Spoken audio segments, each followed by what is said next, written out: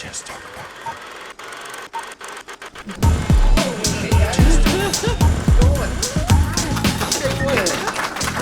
Hi, Maddie. How are you? Welcome. Everyone. Hello. How's everybody Welcome, doing today? everyone. So, you know those were me? Yeah, those are mine. So welcome, William Forsythe of The Devil's Rejects. Scythe. Forsythe. Thank you. Where's your Scottish blood? You know, come on. All right. So I'm going to dive right in because Sheriff Wydell is quite a complex character. So there's a lot of layers that we got to go through. He's a member of the police and believes he's on the side of good in the film. He is. For a while. He does some pretty horrific things, which are arguably worse than the villains of the film. How do you prepare for a role like that? Well, you know, to be honest, what made this character so interesting and the reason that I got involved with the movie is the minute I looked at the script, I hadn't seen House of a Thousand Corpses, and I didn't really know Rob's work at the time at all. But when I looked at the script, it just called out to me that this character was this full-on John Wayne-esque, strong, powerful guy that had spent his entire life living on the side of good and taking care of things, you know, for all the right reasons. An odd story. I pulled in front of the building that Rob Zombie's office was on. I hadn't met Rob yet. We had only talked on the phone. And right outside the building was a gigantic statue of John Wayne. The building had once been a bank, and the statue of John Wayne, I mean, I'm not kidding you, it's humongous. You look straight up to it, maybe 25, 30 feet. It's on horseback. I looked at that and I couldn't believe it. I called up Rob and I was like, hi, Rob? And he's like, hey, good, come on up. I go, no, come down. And he goes, you could feel that pause, like, what is with this dude? And I go, no, come down. So he came down and we actually met right in front of the John Wayne statue. and I said, that's exactly who he is. That's who he thinks he is. That's his model. That's the guy he is. I mean, obviously, up until that very strange scene with his brother, which the transition begins and suddenly the white hat comes off. And once that white hat comes off, if you look at the film again, it all hell breaks loose the moment that hat comes off, and he suddenly, his sense of vengeance and all the things that he wants to do, the places that he goes are all based in a very dark place, and that's where the story turns for us. Yeah. But I don't feel any sympathy for them, you know. Yeah. Free bird my ass. Yeah. Oh, let's cry over about the serial killers. Come on. Put them out. Put them out with the rest of the garbage. You know? No, true. The greatest people to work with. The movie, I got invited in to be part of a family. I didn't really know that. I just showed up to do my job. And as it turned out, it ends up being a family and a wonderful group of people. And Rob is a beautiful, conscientious director. He wants you to deliver what you bring, but at the same time, he very much, he cares. He knows exactly what he wants, but he sits there in a very intelligent way and lets it come about. And he does something that only great directors do, and he encourages the work, encourages you to reach inside and come up with things. Other people can be more like, no, that's not really the way I want. And right away it creates a negativity, and you don't do your best work that way. So, great bunch all the way around. There's been a lot of comparisons between Sheriff Wydell and George W. Bush. Was this a conscious choice? No, no, that's absurd. I mean, it's absurd. I mean, it's a George W. Bush. I mean, come on. No, that's completely wrong and completely absurd. You know, I mean, in my opinion, it is. I mean, I wouldn't sit there thinking about something like that. Where's the fuel in that? You know, so no. Interesting. Absolutely not true. Some online fantasy. Yeah. We can put the theory to bed now. We've got the answer. Yes. So Sheriff Wydell, when you mentioned this sort of descent that happens at a key shift with the death of his brother. He goes as far as to hire 2 hitmen. He actually sadistically tortures the Firefly family. Is it difficult Sadistically, after all the things they did? I mean, come on, to see them getting a little comeuppance, please. In my movie, they'd still be hanging on a hook. You know, come on. Oh, please. Didn't they cut somebody's face off? I mean, those poor fireflies. Come on. I kid you not, I went to see it in a movie theater, and I like to do that. I like to go in and see how the audience responds to it. And, suddenly I get my neck snapped like a chicken wing or something, and suddenly Freebird starts, and I turn around, and there's this galoot, with a little tear coming out of his eye, and I turned around and said, "You are one sick motherfucker." I'm just like, what are you crying about? The fireflies? But that's the genius of the movie, honestly, that somehow he makes you fall in love with these horrible people, and somehow you fall in love with them, and you hate reason, and you hate good guys, and you hate, so, well, there it is. Yeah. Why do you think the Fireflies have this staying power? Like, the love just seems to keep growing for these. I don't know. I mean, the fans are loyal. Everyone loves. People love the characters. People love the films. I mean, look, The Devil's Rejects has carried the torch for quite a long time until now. We're about this, or we are seeing, the next phase of the piece.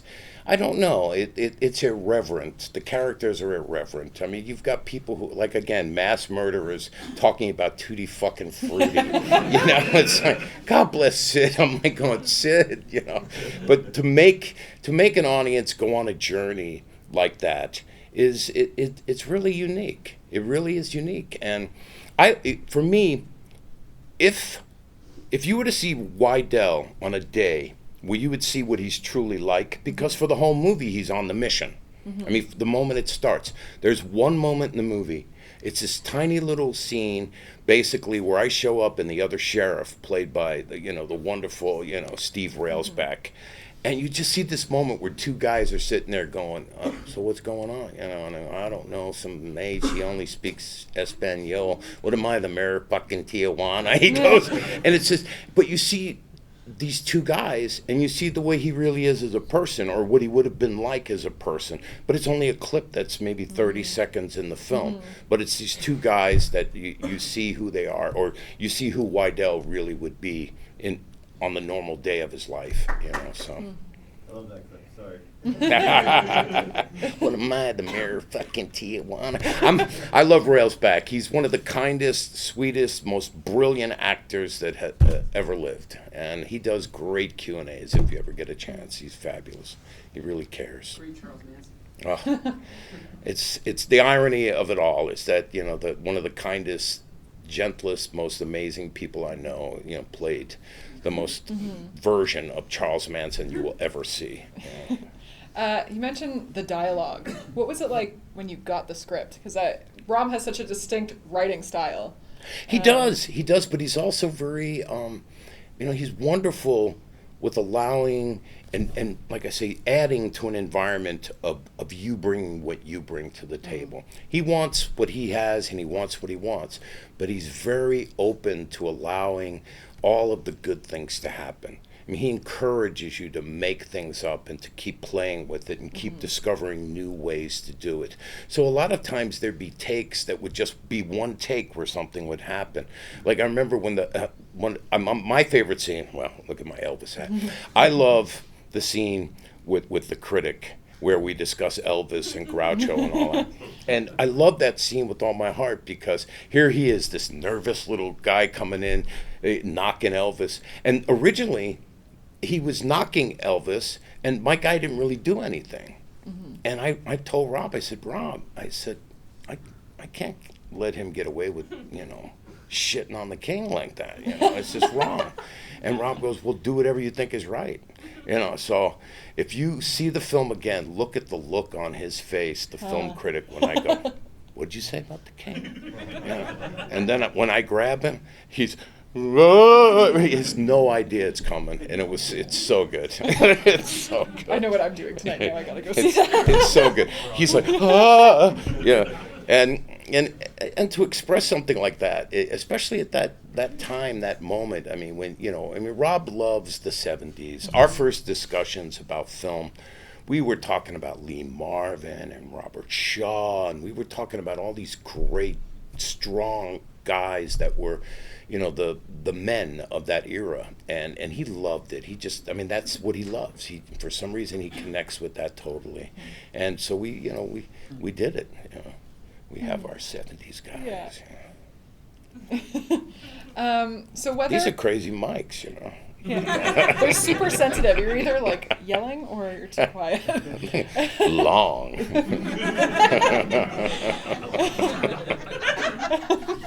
So whether or not we read Wydell as maybe the villain or the hero, it's a dark character in the sense that he goes through some pretty brutal things. Is there a way that you... Well, when he makes his transition, I asked Rob, I said, look, Rob, we have a very small, quick transition that we make. We basically have a nightmare, or whatever you want to call it, where his brother appears. And from there, we start to move in another direction. So I asked him, I said, listen, I really believe with all my heart, we need a scene where you see this transition, where you see in Wydell this thing brewing, where it begins to go this other direction. And that's when Rob allowed me to get in the mirror and do that scene in the mirror, which I did completely as an improv. Oh, wow. And he allowed me, look, that's his trust and his greatness as a director. He allowed me to have that moment, and I think that moment really opens the door where you see, oh my God. These are look, just imagine members of your family, anybody, people, the horrors that these people committed to them. Any person can go to a place that is, look, I can go way beyond that even. It's, are you kidding me? So it really, the movie required for me to at least make that transition much more strong.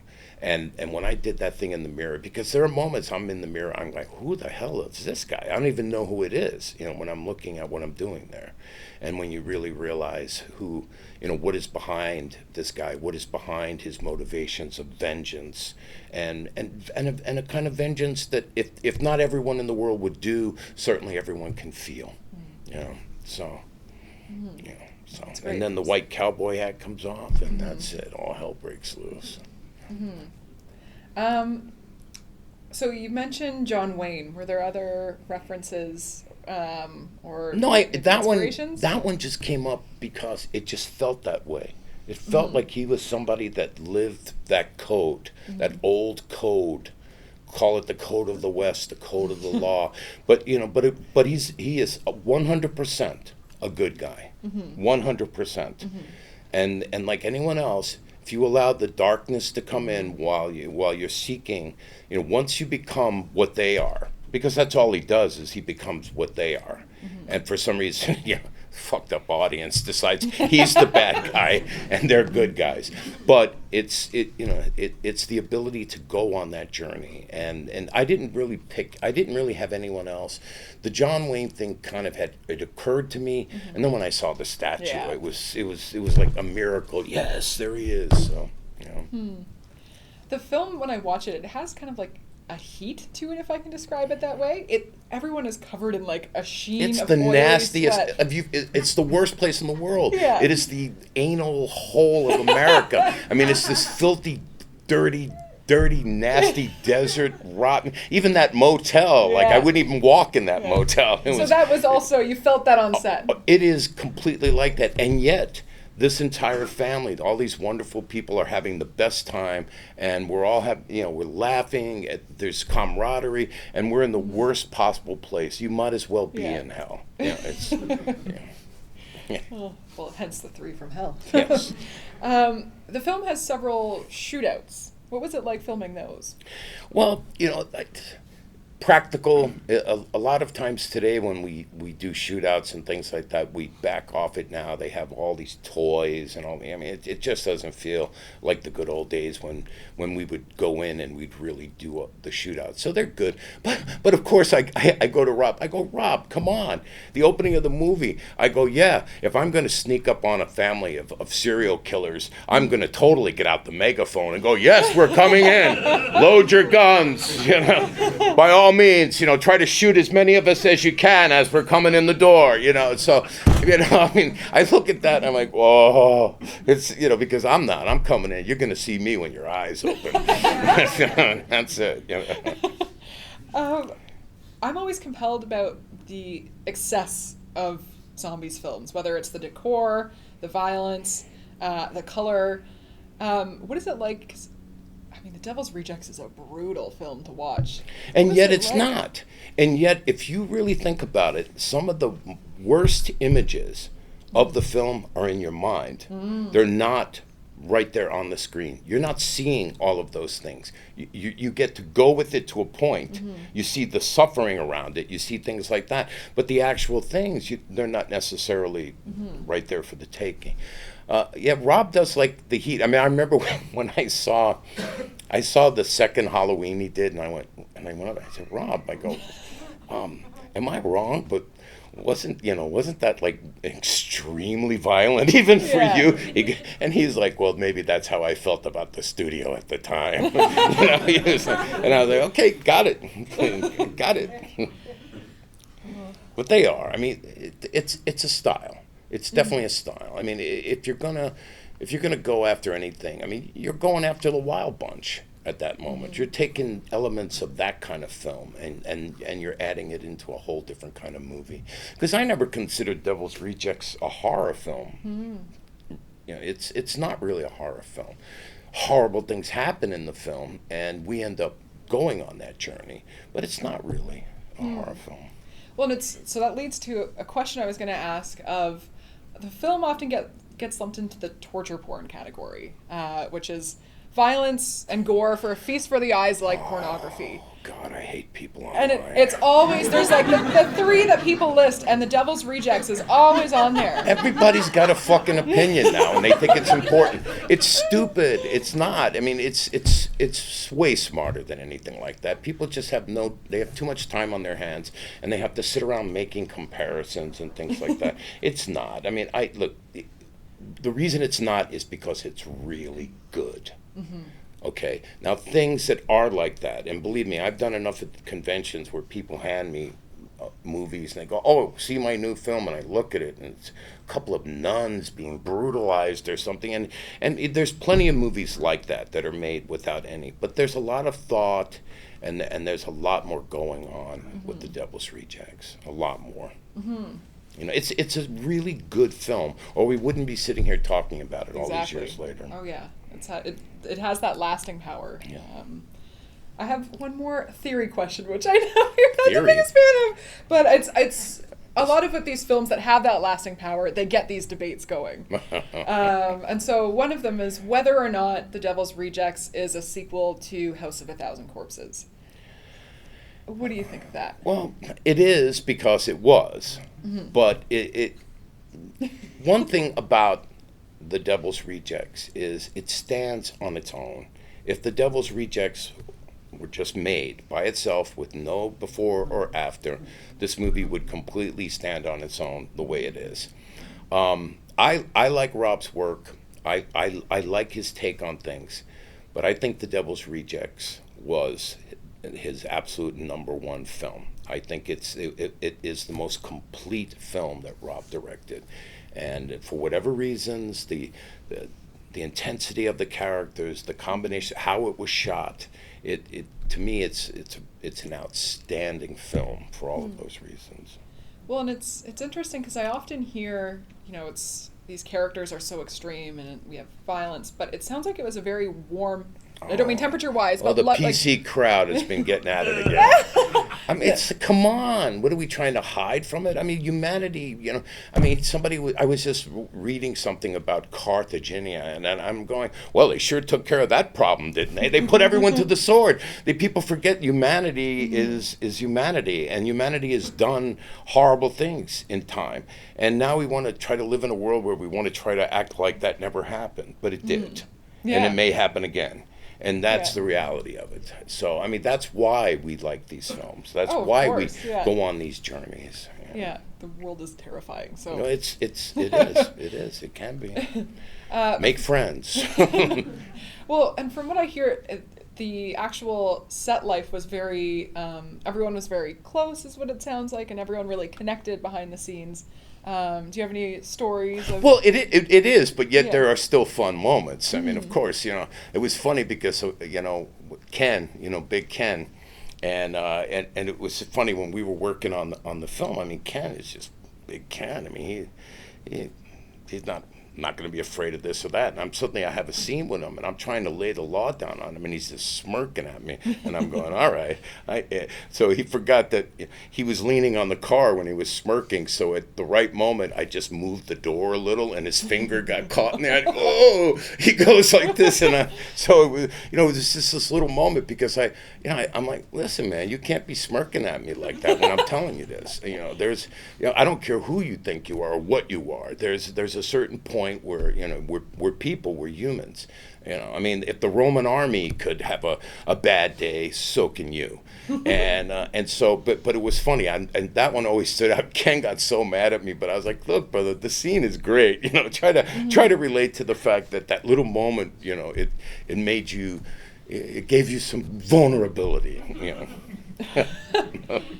Naturally, given his background, music plays such a role in zombies films. Was that, was there the sort of key scene, of course, Freebird, was that already planned, the music cues? No, I didn't. No, I had no idea. Yeah. But it didn't surprise me, of course, music.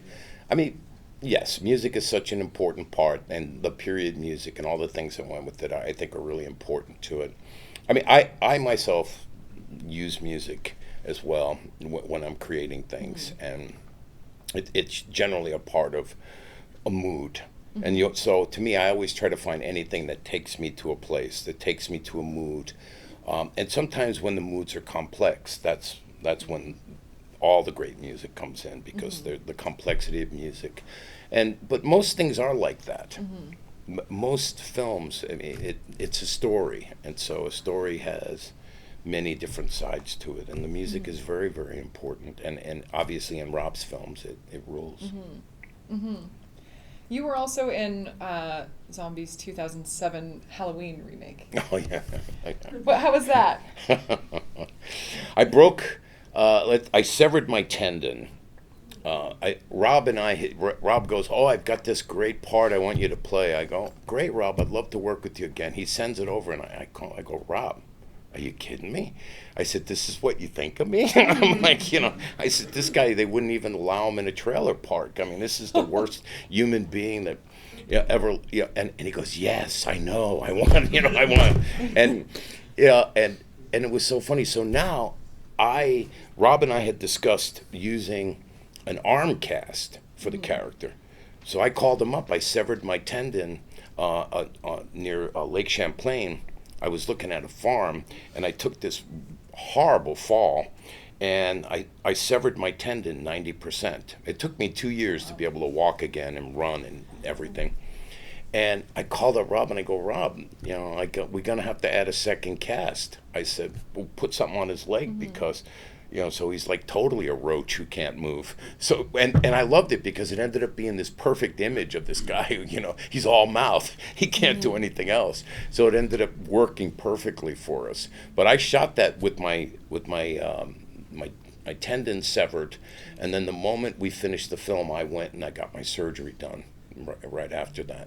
And so But it was funny. That movie, my God, every take, Rob goes, more, give Sherry shit, you know, do horrible things to her, you know. And I'm like, okay, sure, buddy, you know. So next take, I mean, I look at myself, you know, I jokingly told half jokingly told my sister, I said, you know who I modeled that character after? I said, one of your ex-husbands.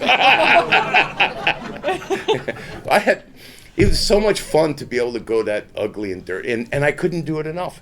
I would do something I think was despicable, and Rob would go, more.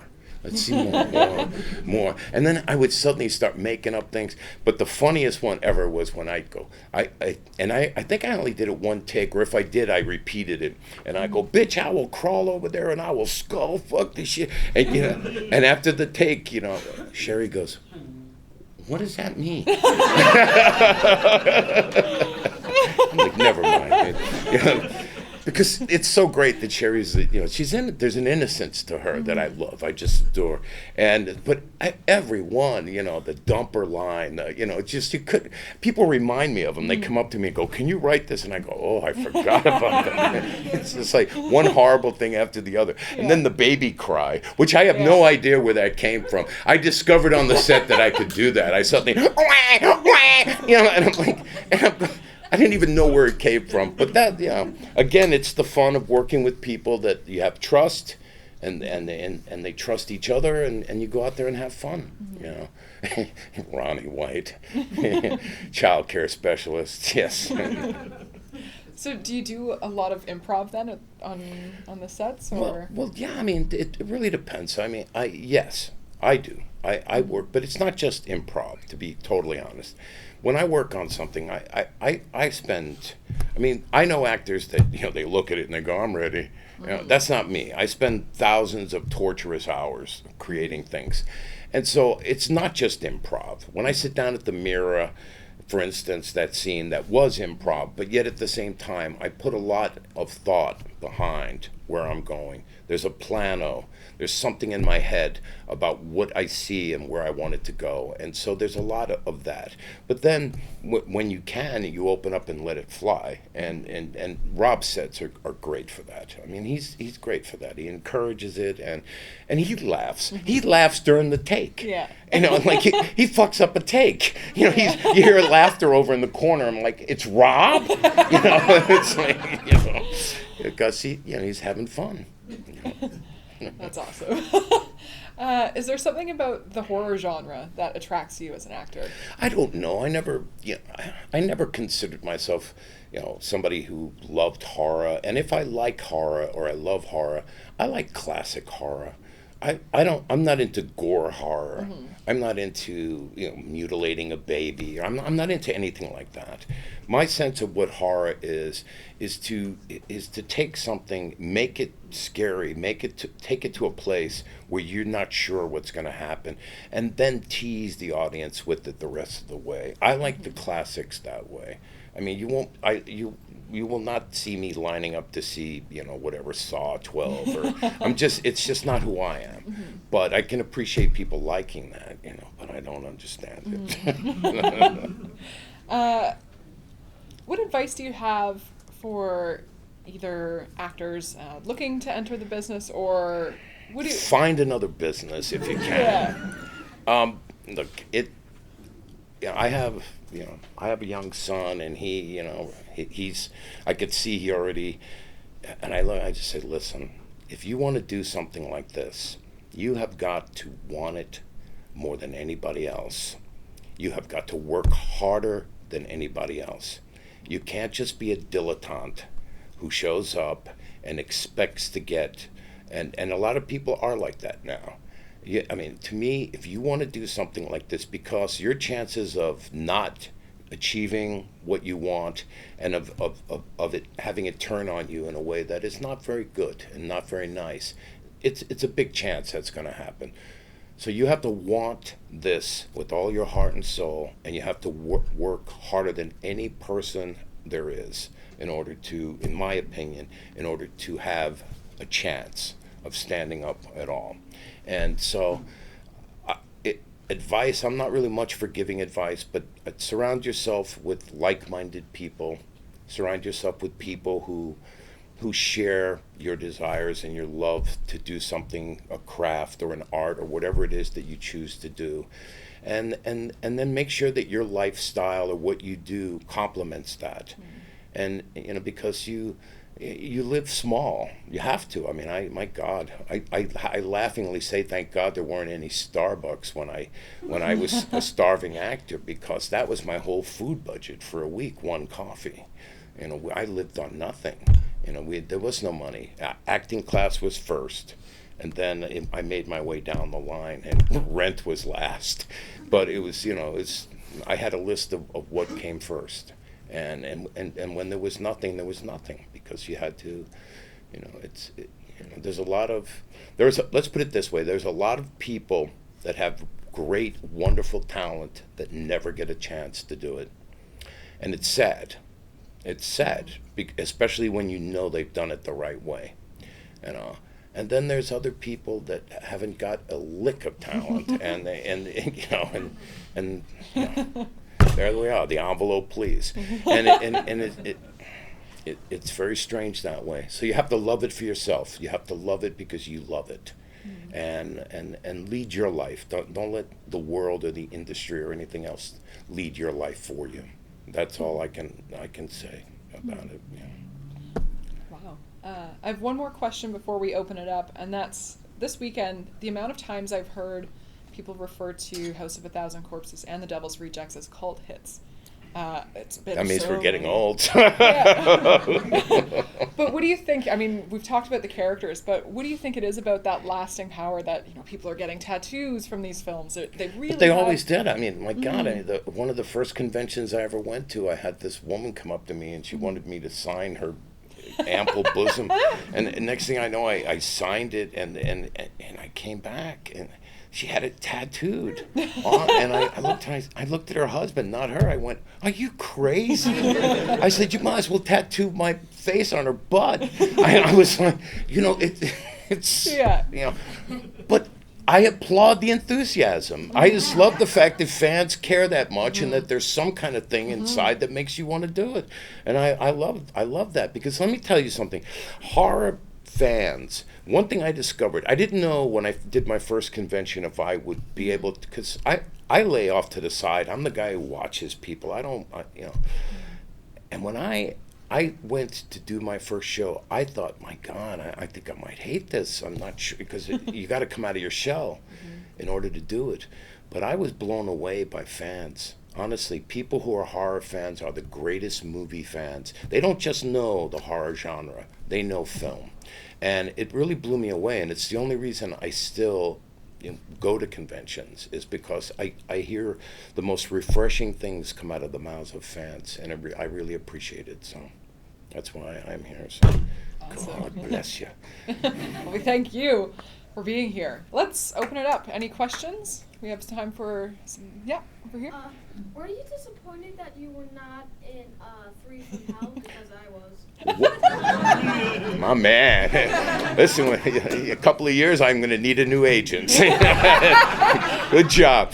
Well, you know, to be honest, that's an interesting question. It's a really interesting question. In fact, I told Rob, I think it was about 6 weeks ago, I told him, I said, honestly, Rob, I felt like I got dumped by my best girl. You know, I said, what, you know, it hit me in a way where I thought, well, everybody else was dead too. What's going on here? But, I mean, not really. But at the same time, there definitely was a thought like that. But that thought is only because of how wonderful the experience was between us all. And I knew they were going to march on. And I know one day we'll work together again. But, yeah, definitely it hit me in a way like, what? Are you serious? You're going to go on without me? What? What are you kidding me? Good question. We'll go here. Actually, I got two. About Sid Haig, what's your take on him? Is he what everyone thinks he is? He was the matriarch, you know? Look, what do you say about a guy like Sid? I mean, Sid became a friend. I spent a lot of hours with him. I sometimes on the shows, we'd end up together, and what I love about Sid is you'll be sitting there watching something in the middle of the night, and suddenly there will be Sid, you know, from way back when, from all the years that he put in the time to be an actor. I mean, there's an example right there. It's not easy. You spend a lifetime putting in. I am very happy that Rob gave him the opportunity to get the recognition that Sid ended up getting from all of you and from everyone else. And I loved Sid. He was just a unique guy and funny, and I love when he would lose his temper. That was one of my favorites, when he just go, "Get this fucker away from me." And if you know him, you remember him, and he was nice. I mean, he was great to the fans, but there'd be a moment when it would be like, okay, that's it. But I love him. I mean, he's to be missed. And it's funny. I told Bill this last night. I don't know why. I didn't know anything about what was happening with Sid's health, but the last time I saw him, I walked up to him and I was like, he goes, "What?" I go, "Give it up." And I made him give me a big hug, and we had this hug, and I'm so glad that I did that, now that, that he's gone, because, he was a unique and interesting cat, man. God bless him. The other one I was going to ask, nothing to do with that, but and you might not want to answer. Which is the movie you don't even like talking about? You've done? I'll talk about movies. The hardest movie I ever did by far was when I played Gacy, by far, because when I first started out, I didn't want to do it. They offered it to me. I'm going to turn this down. I'm going to turn this down, because I knew the journey I would have to go on to get him. And finally, it was my daughter. She told me, she said, "You should do it, Dad." She said, you'll teach the world something in this, because you don't quit when it comes to getting it right. And then I go to Chicago to do my research, which some of you guys came to the table and I discussed today. And the minute I got there, suddenly it was weird. All the doors started getting slammed in my face, and I started feeling this very strange vibe. Nobody wanted to talk to me about it. And then it dawned on me. I said, there's so much more to this story than anyone has ever told. And so I canceled everything I had. I even canceled the job. And I went and I spent 6 weeks in Chicago basically being a detective. I was going to find out who the hell he was. And I did. And I mean, to the point where I honestly believe I discovered where there were more bodies and everything else. I started to do things. And to be honest, the story, the deeper you get into it, the harder it was. It's a terrible, terrible story. And about a guy who thrived in society. He thrived in society. Most people that have been serial killers, they got by in society. He thrived in it.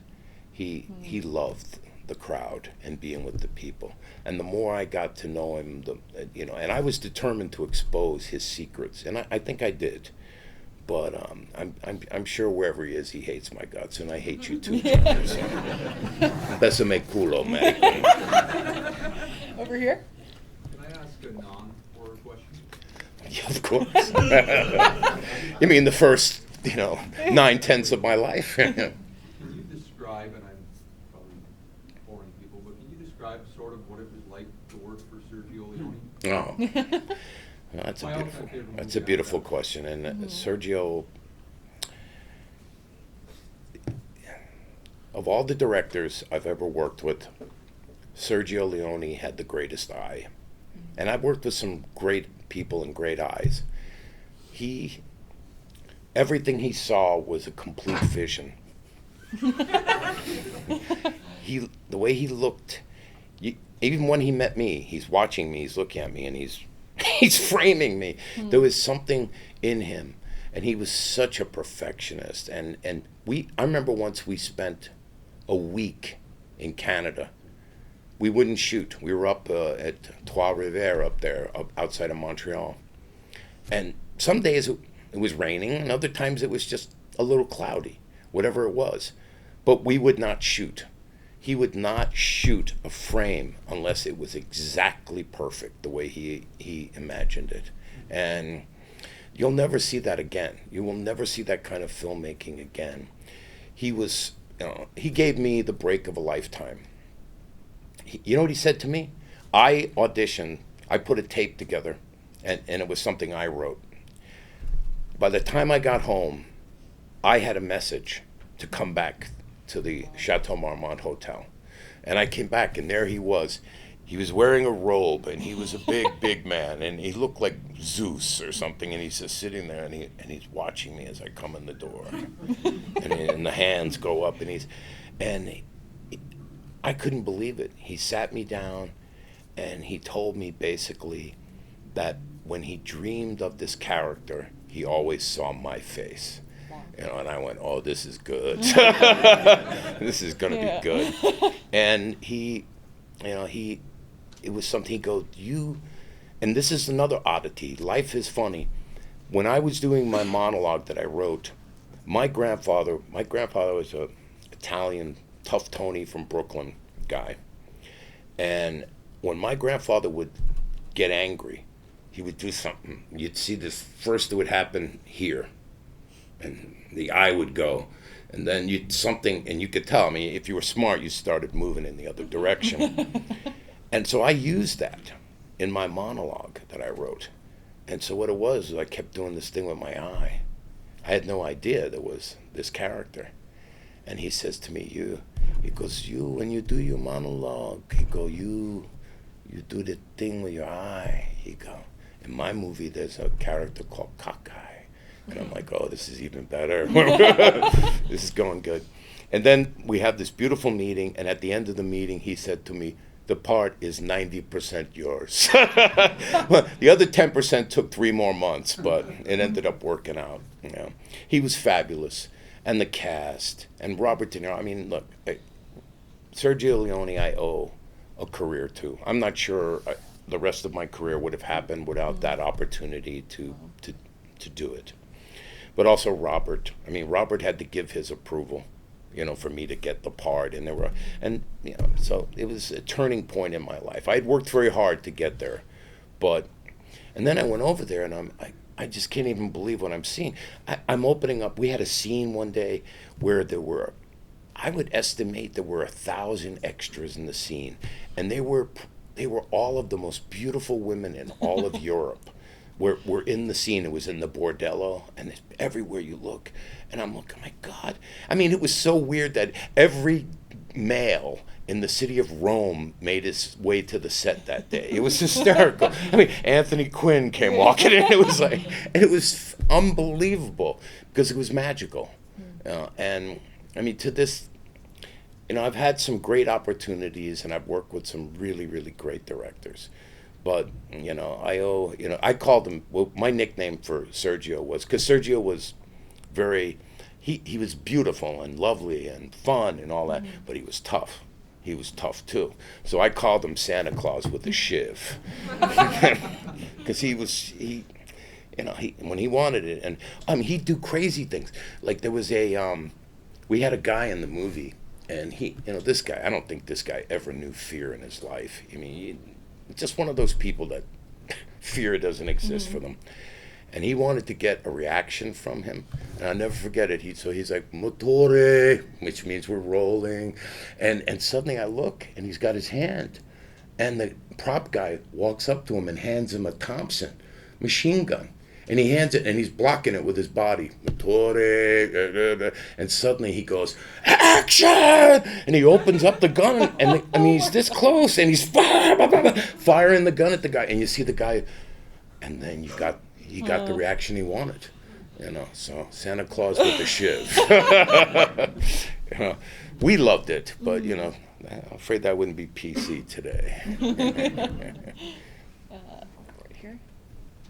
So I have another non-horror question too. One of my favorite films, one of my favorite performances from you is Evel Stokes in Raising Arizona. Yeah. Tell me about that character. Like, how did you get that call, that character? You and Chuck Goodman are so good at that. The guys didn't want to see me. They wouldn't give me an audition or an interview or any. And the reason it turned out was they thought I wanted to play the part that Goodman had, and they knew they were going to cast Goodman. And I went, no, because their concept always for that movie was Laurel and Hardy. And I went, no, it's Hardy and Hardy. And that, so the two brothers ended up being from the same pod, and so I went in and it became mine, and I had a fabulous time doing the movie. For me it was a different kind of film. I kind of came into the world of acting, I guess people, just to give it a name, more on the method side of the work. I came in from a deep place of trying to get it right. And so I showed up there, and and this is this really funny movie. But if you look at the movie very closely, they're not playing at being funny. You're committed to what you're doing. So I mean, it was a. I'll put it to you this way: to this day, the movie is still funny. You watch that film, it hasn't lost a beat. It is an outrageously funny movie. And another great experience, and another door opened for me as a result of that. Though people forgot quickly that I can be funny. Right